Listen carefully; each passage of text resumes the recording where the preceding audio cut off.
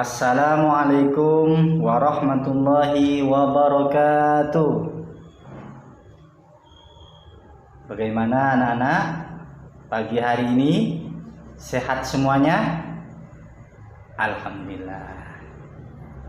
Semoga kita selalu diberi kesehatan oleh Allah sehingga kita bisa melaksanakan aktivitas setiap hari. Sebelum kita memulai pelajaran pada pagi hari ini, marilah kita berdoa. Berdoa dimulai. Selesai. Baik, saya absen dulu ya. Ada yang tidak masuk. Siapa? Syifa.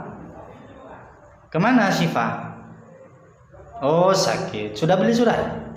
Oh, baik. Dah.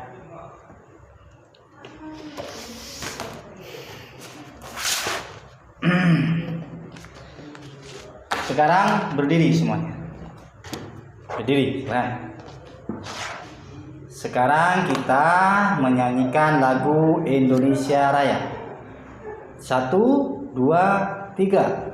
Indonesia tanah airku, tanah tumpah darahku. Baik, sudah. Silakan duduk kembali. Anak-anak, saya ingin bertanya kepada kalian tentang materi yang sudah kita pelajari bersama minggu yang kemarin. Ada yang tahu pelajaran apa? Materinya? Surat? Bagus, surat At-Takasur. Ada yang tahu berapa jumlah ayat surat At-Takasur? Ya, Azam, ada berapa? Ada 8, bagus. Terus ada yang tahu arti At-Takasur? Ika? Bagus. Bermegah-megahan. Sekarang saya tunjuk di antara kalian untuk membacakan surah At-Takasur. Silakan baca. Fauzi, baca surat At-Takasur dengan lantang, dengan baik. Nah, bagus. Jadi surat At-Takasur itu merupakan surat Makkiyah. Apa surat Makkiyah? Surat yang diturunkan di kota Mekah sebelum Nabi Muhammad hijrah ke Madinah. Jumlah ayatnya ada 8. Arti dari At-Takasur adalah bermegah-megahan. Saya ingin bertanya kepada anak-anakku sekalian di rumah mengaji. Mengaji? Bagus. Jadi sebagai umat Islam kita harus belajar untuk membaca Al-Quran dengan cara mengaji. Kalau di rumah dilanggar ke ustadz. Nah, untuk apa kita belajar membaca Al-Quran? Untuk kita tahu dalam membaca. Jadi dalam membaca Al-Quran tidak hanya membaca, tapi juga ada aturan-aturan yang sesuai dengan ilmu tajwid. Ada makhrajul huruf, ada qalqalah dan lain sebagainya. Sehingga ketika kita sudah tahu dalam membaca Al-Quran, maka orang ketika mendengarnya senang. Dan juga bagi orang yang banyak membaca Al-Quran akan diberi pahala oleh Allah, pahalanya dilipat gandakan dan diberi kebaikan sebagai manusia yang soleh. Oleh karena itu mari kita terus belajar dalam membaca Al-Quran. Sekarang kita akan memasuki materi yang akan kita ajarkan pada pagi hari ini, yaitu belajar hukum bacaan idhar dan ikhfa. Tapi sebelumnya saya akan bacakan kompetensi dasar dalam pelajaran hari ini, yaitu 3.3 menerapkan hukum bacaan idhar dan ikhfa. 4.3 mempraktekkan hukum bacaan idhar dan ikhfa. Selanjutnya, tujuan pembelajaran. Tujuan pembelajaran pada pagi hari ini: 1. Peserta didik mampu menjelaskan hukum bacaan idhar dan ikhfa. Yang kedua, peserta didik mampu menyebutkan macam-macam huruf idhar dan ikhfa. Yang ketiga, peserta didik mampu memberi contoh bacaan idhar dan ikhfa. Yang keempat, peserta didik mampu mendemonstrasikan cara melafalkan bacaan idhar dan ikhfa. Yang terakhir, peserta didik mampu mengidentifikasi lafal-lafal yang termasuk bacaan idhar dan ikhfa. Nah, ini adalah tujuan dari pembelajaran. Selanjutnya adalah metode pembelajaran. Jadi metode pembelajaran pagi hari ini berfokus pada 2 hal. Yang pertama adalah diskusi. Jadi bentuk diskusinya nanti kalian akan dibentuk kelompok, diskusi tentang satu materi, lalu dicatat dan disetor nanti. Terus yang kedua adalah metode demonstrasi, metode penunjukan pemahaman dari kalian. Nanti setelah diskusi kalian ada yang presentasi ke depan, memaparkan pemahaman kalian terhadap materi yang akan kita ajarkan pada pagi hari ini. Udah paham ya? Nah, kita lanjut. Nah, kita akan sudah sampai pada materi, yaitu hukum bacaan idhar dan ikhfa. Coba saya tanya, ada yang tahu hukum bacaan idhar dan ikhfa itu termasuk hukumnya apa? Ada yang tahu? Yo Rizky, apa? Hukum nun sukun? Bagus, hukum nun sukun dan tanwin. Ada yang bisa menyebutkan berapa jumlahnya? Siapa? Fauzi, apa? Udah ada berapa? Ada 4. Bagus, sebutkan. 1 idhar, bagus. 2 idgham, 3 iqlab, 4 ikhfa. Nah, jadi hukum nun sukun dan tanwin itu ada 4. Yang pertama idhar, idgham, iqlab, dan ikhfa. Nah, sekarang kita akan fokus belajar tentang idhar dan juga ikhfa. Ada yang tahu apa idhar? Ada yang tahu apa ikhfa? Ayo, siapa? Tidak ada? Kalau tidak ada, silahkan perhatikan ke depan. Yang pertama idhar. Idhar secara bahasa artinya jelas atau terang. Jadi jelas dan terang dalam membacanya. Menurut ilmu tajwid, idhar apabila ada nun sukun, nah nun sukunnya perhatikan di depan, itu ada nun, di atasnya ada kolong-kolong, itu namanya sukun. Jadi nun sukun. Atau tanwin, ada tanwin fathah, ada tanwin kasrah, dan juga ada tanwin dhammah, bertemu dengan salah satu huruf idhar yang 6. Apa yang 6? Hamzah, ha, ha, kha, ain, dan ghain.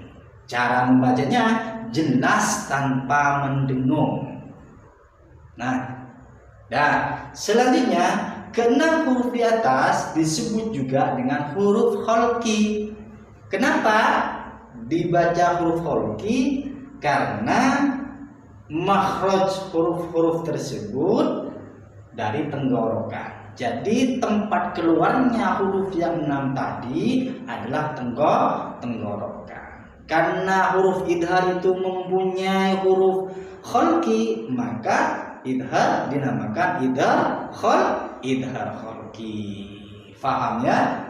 Jadi secara bahasa jelas, terang. Secara istilah menurut ilmu tajwid, apabila ada non sukun atau tanwin bertemu dengan salah satu yang 6 huruf, maka itu dibaca idhar, dibaca terang tanpa mendengung. Nah, dilanjut pada contoh. Kita perhatikan contoh dari bacaan idhar. Contoh dari non sukun yang paling atas, waman arodah.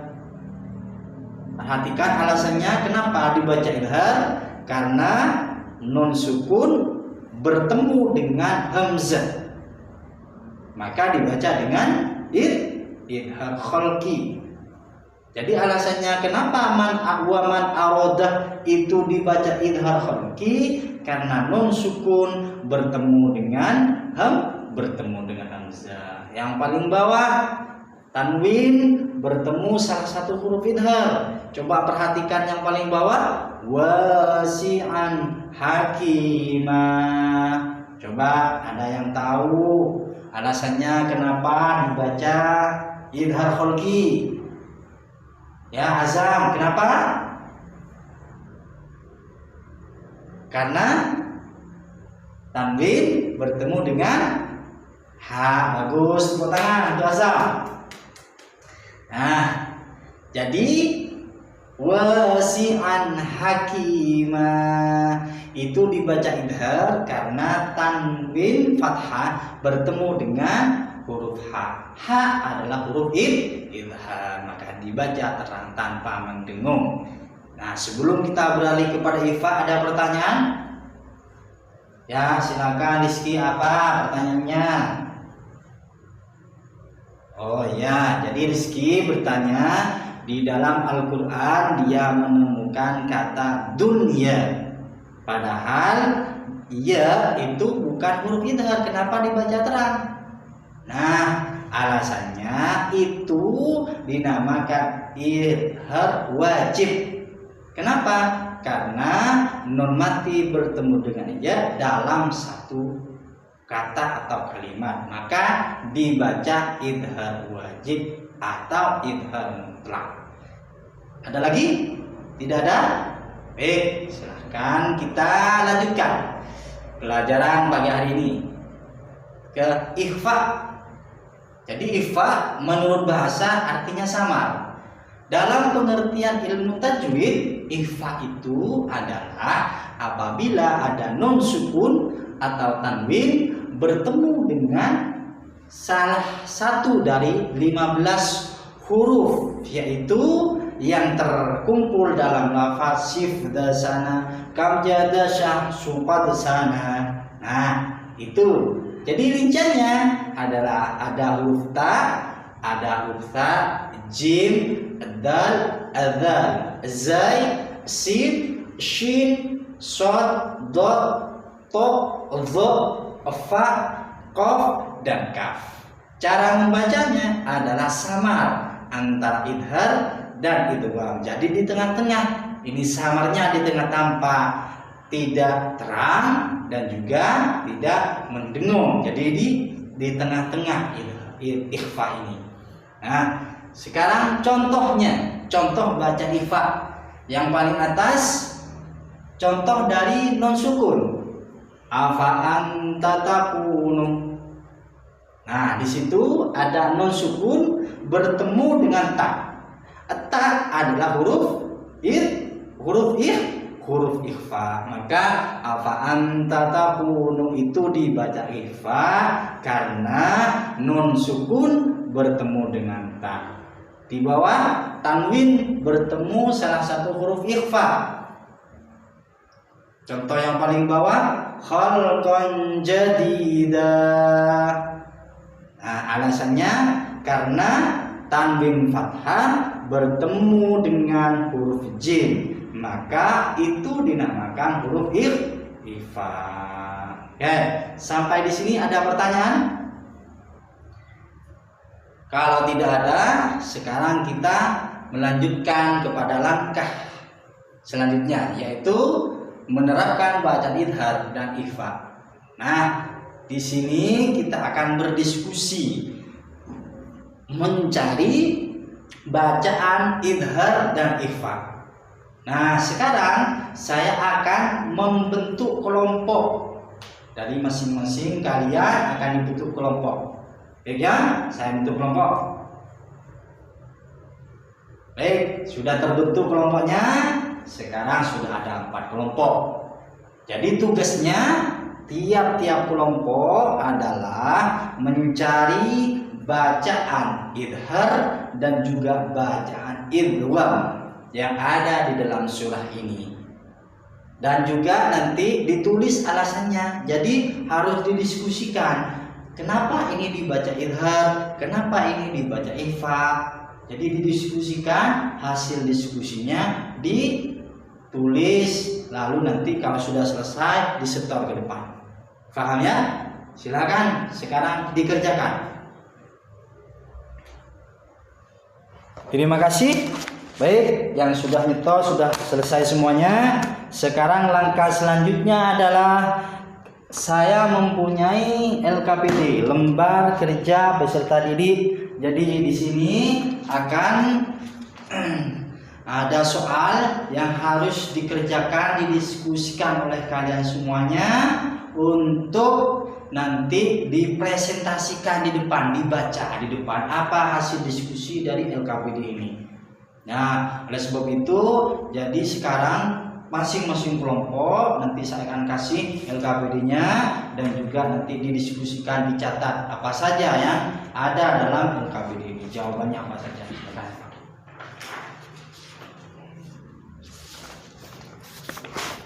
Baik, terima kasih.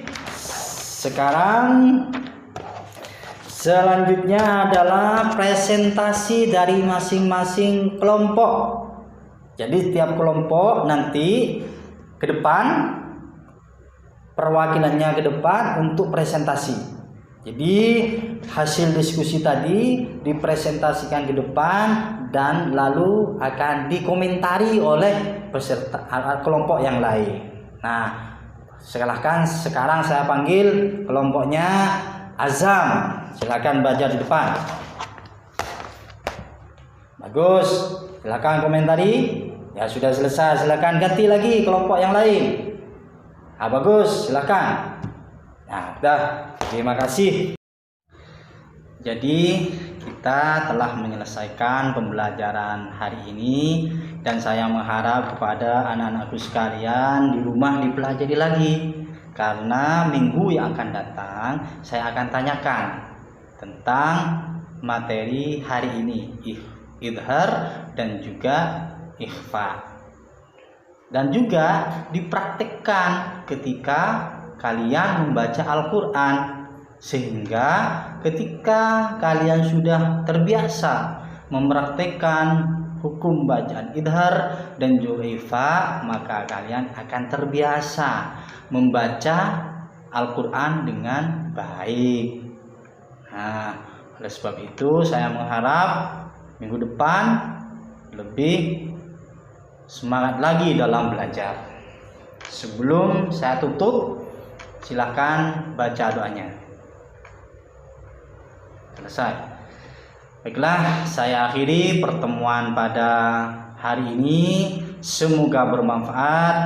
Billahi taufiq wal hidayah. Wassalamualaikum warahmatullahi wabarakatuh.